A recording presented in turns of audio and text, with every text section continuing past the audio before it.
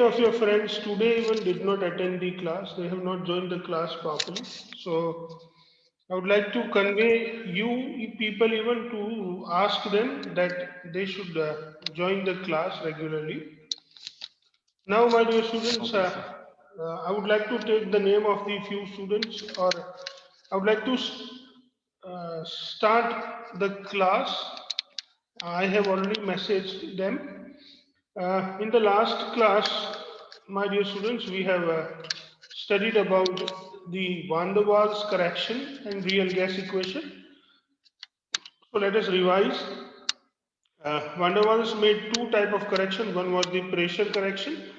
According to Van der Waals, the force of attraction between the molecules or particles of gases was not zero at low. So the gases or the particles of gases, they attract each other, and that is why when the particle of gas collide with the wall of the container, the interatomic intermolecular forces of attraction or interparticle forces of attraction drag that molecule back, and that is why the particle does not collide with the wall of the container effectively, and ultimately we have the new term for pressure, that the pressure actually an ideal gas should apply on the wall of the container, and the pressure that real gas apply on the container. So when we compare them, we find that the pressure applied by the real gas is little less than the pressure applied by the ideal gas, which was thought to have no force of attraction. And ultimately, there is a correction for the uh, P real, like P plus A n square upon V square, where A is known as the um Van der Waals constant, n is the number of moles of gases, and V is the volume of gases. Same way, my dear students, there is a volume correction. So according to the kinetic molecular theory, the volume available for the movement of any particle is V in this case. But when we think of the real gas, actually when we compress, the real gas will always have some certain volume, which volume is known as the uh, B, my dear students. So some fixed, some particular B volume is available. When we have this volume B available, this volume actually, this volume B is available, which, so whenever we have, my dear students, the um,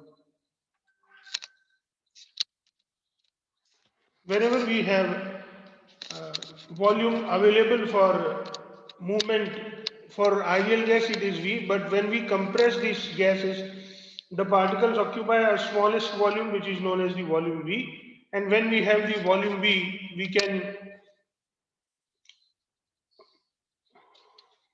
sorry dear students, due to some technical problem, uh, so due to that particular or certain volumes, my dear students, we are the particle of a gas actually has only a few volume available for movement. So for ideal gas, the total volume available for motion or for movement is actually V. But for real gas, the volume is V minus B. Here, this volume V minus B is for 1 mole, but if we have n mole of gases, then the volume is going to be V minus NB. Here, the constant B is also known as the van der Waals constant, and this is how we can have the new correction, that is V minus NB. And ultimately, by using this correction, we write the real gas equation, which is P plus A n square upon V square. V minus NB is equal to nRT. This is for n mole of gas. For 1 mole, my dear students, we can write it as, for 1 mole of students, we can write P plus A upon V square. V minus B is equal to RT. So all those terms where we had n, we just put 1 because n is equal to 1. And finally, we get the equation for 1 mole. My dear students, the van der Waals constant A is the measure of the intermolecular forces of attraction. B represents the molar volume of particles, or the volume that is occupied by all the particles present in 1 mole. When the value of A and when the value of B, when we compare, if the value of A is more and if the value of B is less, this helps the liquefaction. So please remember that if you want to liquefy any gas, then if the gas is having or gas having higher volume, higher value of A and lower value of B, the gas will be liquefied easily. This is the major significance that we can study. You can see that there are various units for this A, we can say liter into atmosphere per mole, liter into bar per mole square, Newton into meter to the power 4 per mole square, and liter Pascal per mole square. So this is how, my dear students, we understand about the various uh, various units that we write it for the.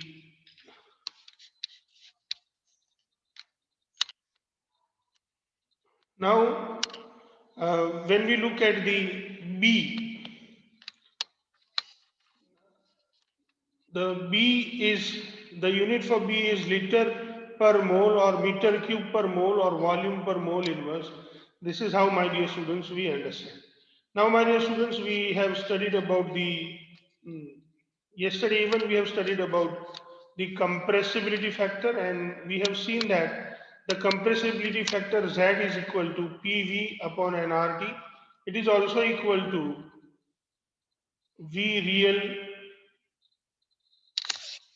divided by V ideal.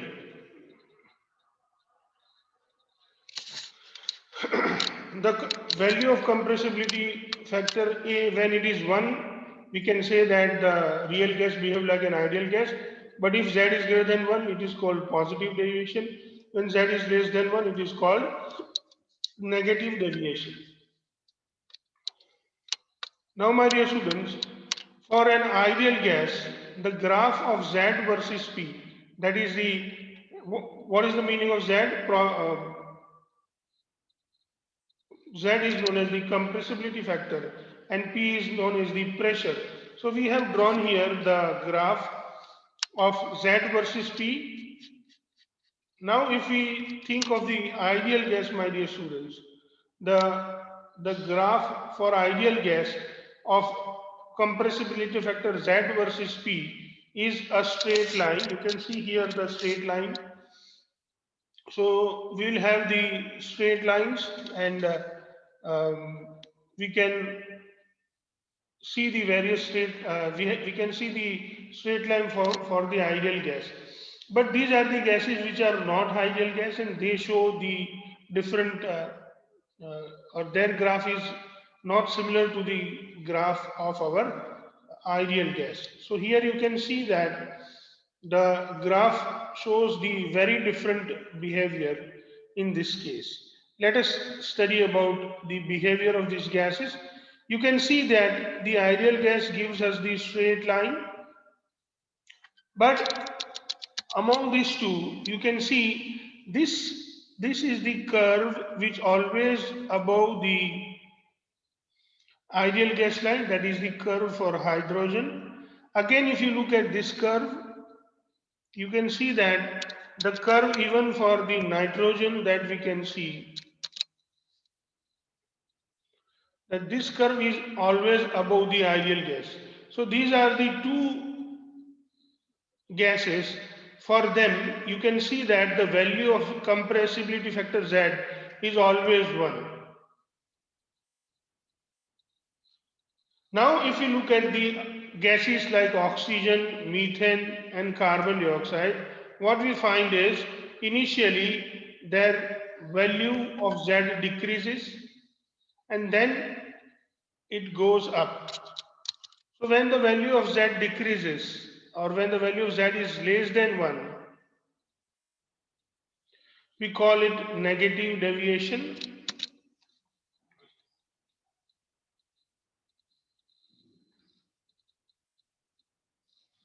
And when value of Z is greater than 1, we call it positive deviation.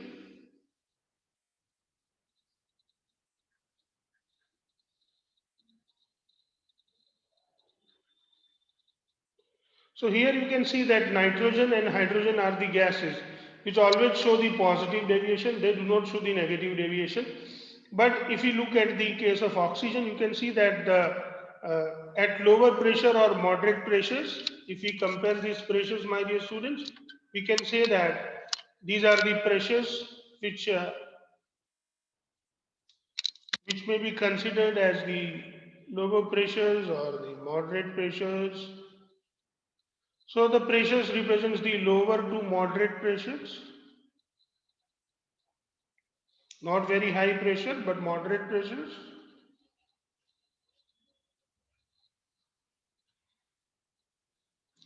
So at lower to moderate pressures, gases like, you can see those gases which shows the negative deviation. Gases like oxygen, methane and carbon dioxide.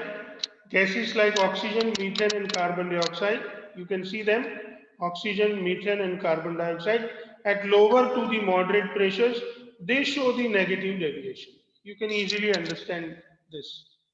You can see that in case of methane even, and even in the case of the carbon dioxide, you can see the negative deviation. The negative deviation remains up to certain pressure, and then later on this negative deviation reaches the position of the uh, ideal gas. So here we reach the ideal gas position, and after that you can see that it goes into the positive deviation. So these gases O2, CH4 and CO2, they show both negative as well as positive deviation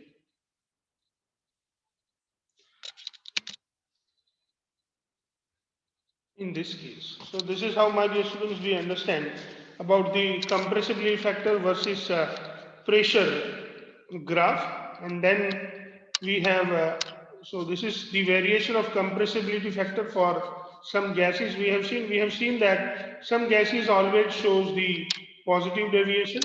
You can see that the gases like nitrogen and carbon monoxide, gases like nitrogen and hydrogen, they always show the positive deviation. But the gases like oxygen, methane, and carbon dioxide, they show both positive as well as negative deviation. From lower to the moderate pressure, they show negative deviation, and then later on, they passes the ideal gas line and they show the positive deviation. So the same discussion what we have seen, let us read in the form of the text. For gases which deviate from ideality, value of Z deviates from unity. That means the value of Z is not actually 1. So that is how we write it, as if they changes from the unity. At very low pressure, please remember, at very low pressure, all gases, at very low pressure, all gases shown have Z is approximately 1 and behave as an ideal gas. At high pressure, all the gases have Z is greater than 1 and they not behave ideally. When Z is greater than 1, or for gases having Z is greater than 1, are more difficult to compress. So either it is the condition when Z is equal to 1, or you can see that for hydrogen and nitrogen, Z is always greater than 1, and in that condition the compressibility of gas, or the gases, are very difficult to compress. At intermediate pressures, most of the gases have Z is less than 1. So you can see that O2, CH4 and CO2, for them the gases for them the value of Z was less than 1. From the graph we can see that for gases like nitrogen and hydrogen, value of Z is greater than or equal to 1 for all pressures. These gases are difficult to liquefy. For gases like O2, CH4 and CO2, at very low to intermediate temperature, not temperature my dear students, we should write here the pressures. At very low to intermediate pressures, value of Z is less than or equal to 1, and the value of Z with increase in P decreases from O2, CH4 and CO2, and then at certain pressure it starts increasing, Z becomes Z is equal to 1, and on further increase in pressure,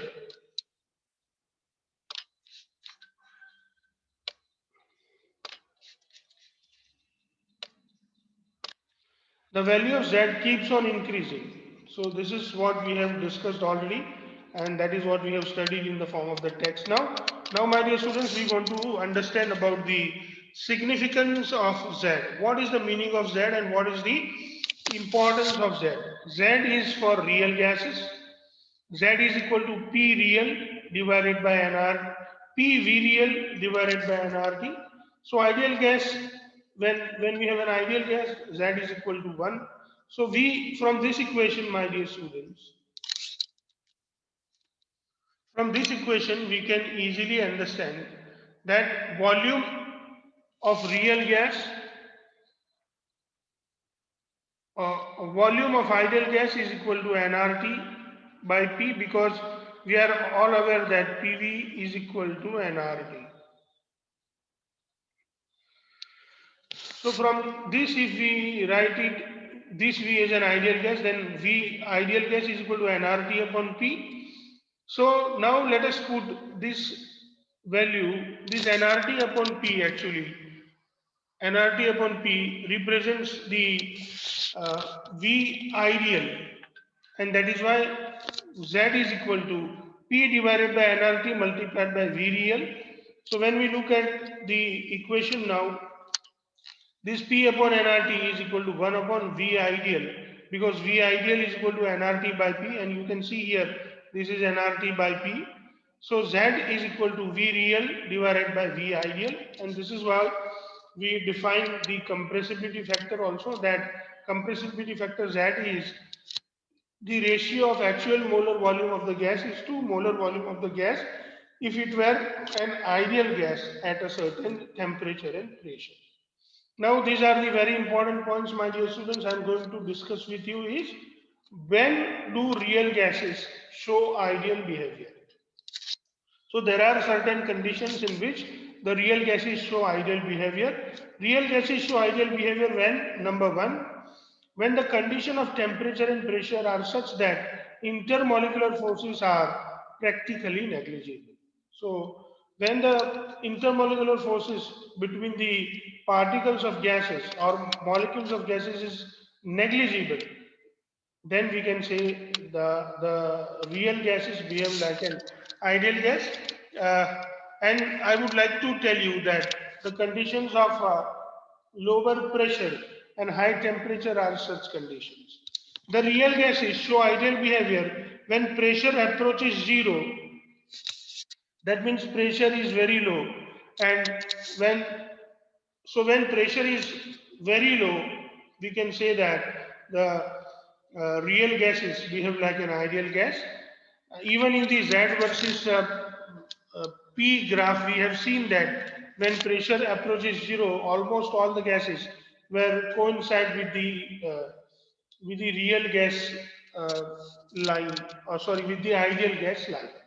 Real gases show ideal behavior when the volume occupied is large, so that the volume of the molecule can be neglected in comparison to it. So please keep in your mind that real gases show ideal behavior when the volume occupied is large, so that the volume of the molecule can be neglected in comparison to it.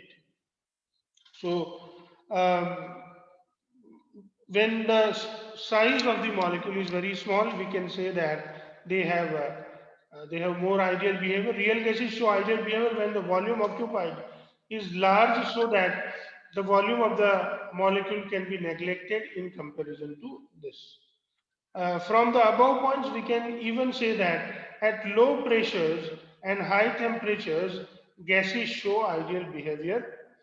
When the value of compressibility factor Z approaches 1, we can even say it is the condition when the real gases behave like an ideal gas. Then, my dear students, we have the next question. The next question is, what is Boyle point? This is also an important question which is asked frequently into the exams. Or what is Boyle temperature? We need to explain it. So let us study about the Boyle point or Boyle temperature. Boyle point or Boyle temperature, the temperature at which a real gas obeys ideal gas law over an appreciable range of pressure is called Boyle's temperature or Boyle point. You know, certain temperature, the real gases behave like an ideal gas even if you change their pressure. So this point of temperature where the real gases behave like an ideal gas for a long range of pressure, this point of temperature is known as Boyle point or Boyle temperature. Once again, my dear students, I am going to read the definition for you. That the temperature at which a real gas obeys ideal gas law over an appreciable range of pressure is called the Boyle temperature or Boyle point. Boil point of a gas depends upon the nature of the gas. Please remember that the boil point of a gas depends upon the nature of the gas. So, which gas will have how or which gas will have what particular boil point, that depends upon what gas are we talking about. Now, there are some points about the boil point. Above their boil point, real gases show positive deviation. So the temperature above the boil point, my dear students, all the gases will show the positive deviation. Below the boil point or boil temperature, real gases first show decrease in the value of Z. That means the negative deviation. Once again, when you have the temperature lower than the boil point, my dear students, the gases at first show the negative deviation. On increasing the pressure, which reaches the minimum value and then further increase or keep on increasing the value of Z, so the value of Z increases. So this is what, my dear students, we truly understand about the compressibility factor, the Boyle point. Now, if you have anything which you could not understand, please please ask me your doubts और we can move to the next point. बच्चों, अगर आपको कुछ समझ में नहीं आया है तो आप लोग मुझसे पूछ सकते हैं और उसके बाद हम आगे चलेंगे या फिर हम आगे के पॉइंट के लिए चले जाते हैं. क्लियरली बता देंगे तो I shall be thankful. Please make it clear. क्या आपको सब कुछ समझ में आ गया है या आप कुछ पूछना चाहते हैं? Yes sir. Yes sir. Nobody has got any doubt. किसी को कुछ पूछना नहीं है? Okay, then let's move forward and study about the next point, which is known as the liquefaction of gases. My dear students, we have we need to now study about the liquefaction of the gases. So, you know, gases can be liquefied. We have studied in the 9th standard that gases can be liquefied by increasing the pressure and by decreasing the temperature. But now we are going to study the liquefaction of gases in detail and in the form of various factors. So let us start our study about the liquefaction of gases. First, complete data on pressure, volume, temperature relation of substance in both gaseous and liquid state was obtained by the Thomas Andrews, and that was in his experiment on carbon dioxide. So Thomas Andrews was the first scientist to get data about the liquefaction of gases. and he used for this experiment he used the gas which was carbon dioxide. Thomas Andrews plotted the isotherm. Isotherm means graph which are drawn at constant temperature. They are known as the isotherms. So Thomas Andrews plotted isotherms of carbon dioxide at various temperatures. So at various temperature, Thomas Andrews plotted the isotherms of pressure versus volume. Later on, it was found that real gases behave in the same manner as carbon dioxide. So even when he did the experiment for carbon dioxide, he came to know that all the other gases also behave in the same manner as the carbon dioxide behave. Andrew noticed that at high temperatures, Isotherms look like that of the pressure volume curves. So at high temperatures, my dear students, the isotherms looks like a pressure volume curve, an ideal gas, and the real gas cannot be liquefied even at very high pressure. He even observed that for any gas, if the pressure is very high, we cannot liquefy it.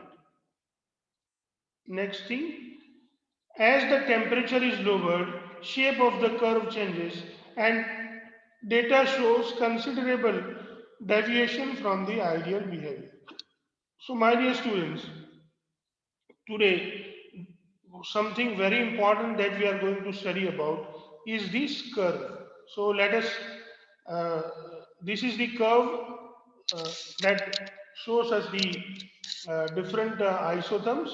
Let me tell you about these curves.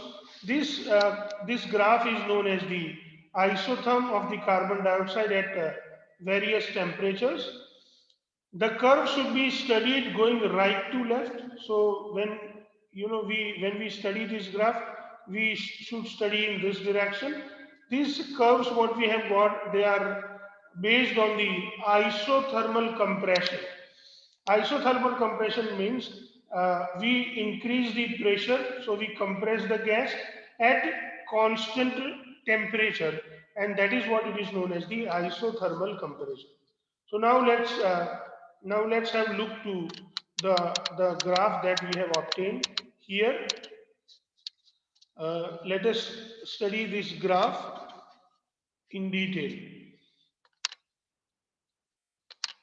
Let's have a look to this graph, my dear students. When we look at this graph, we we can see few things. Please pay attention to this section only now. Don't move your attention to anything else. Just have a look to this area. That is what we are going to study now. So when you look at this area, my dear students, first, pay attention to the curve that we have got for the 50 degree centigrade temperature. At 50 degree centigrade temperature, if we plot a graph of pressure versus volume, we have already seen this graph for the Boyle's law.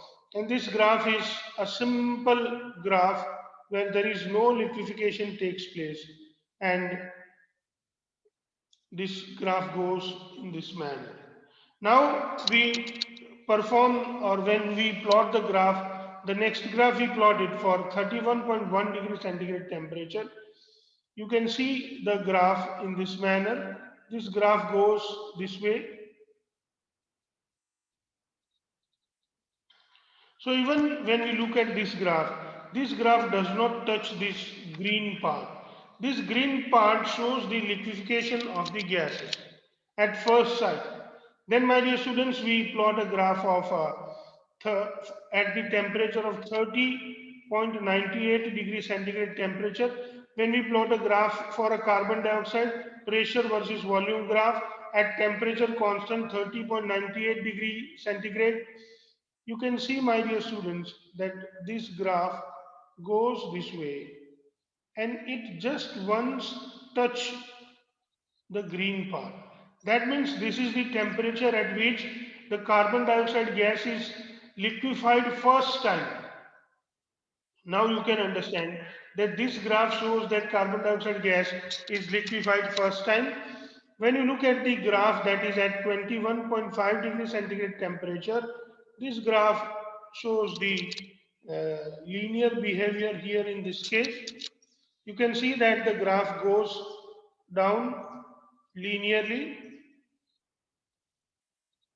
When it touches the green part, then the graph turns parallel to the y-axis, that is the parallel to the volume. So and then it falls down.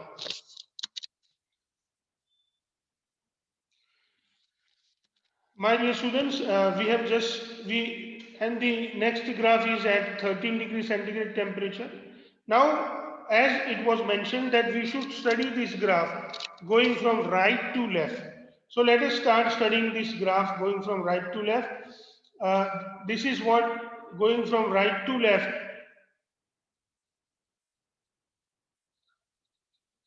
When we study this graph, we actually follow the idea. We,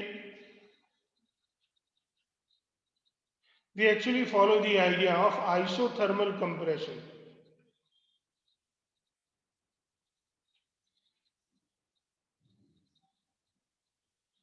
So you can see that if you start increasing the pressure, you can see that the volume decreases and the graph goes up this way. Even in this case at 31.1 degree centigrade temperature, you can see that the graph goes in this manner and it does not liquefy at these temperatures. But at the temperature 13.98 degree centigrade, the graph first liquefies, and this temperature is known as the critical temperature for carbon dioxide gas. Now when you look at this, the graph is gas here. It reaches to a particular point A. When it reaches a particular point B, my dear students, at this point the gas first time liquefies. Now if you increase the pressure, my dear students, the gas is compressed, its volume is decreased.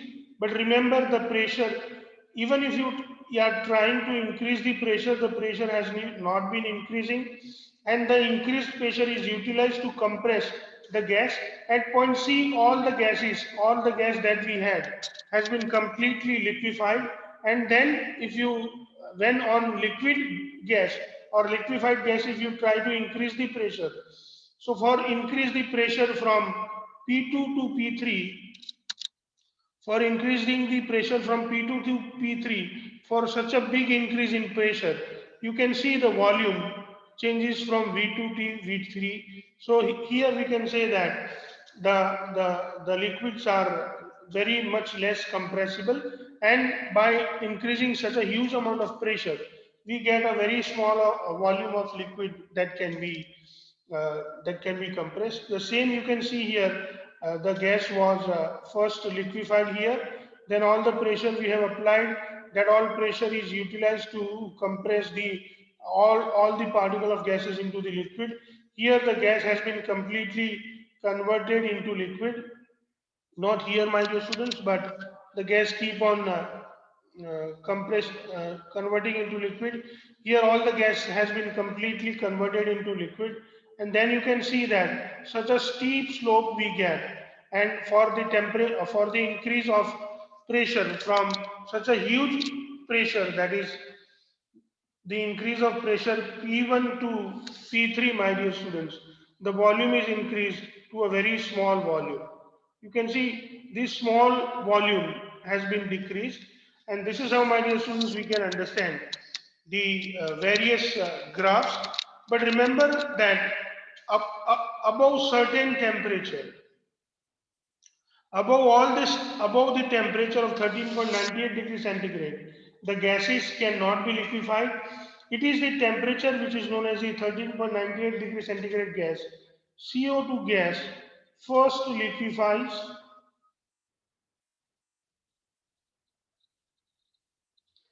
As CO2 gas has been first liquefied, my dear students, this temperature is known as the critical temperature.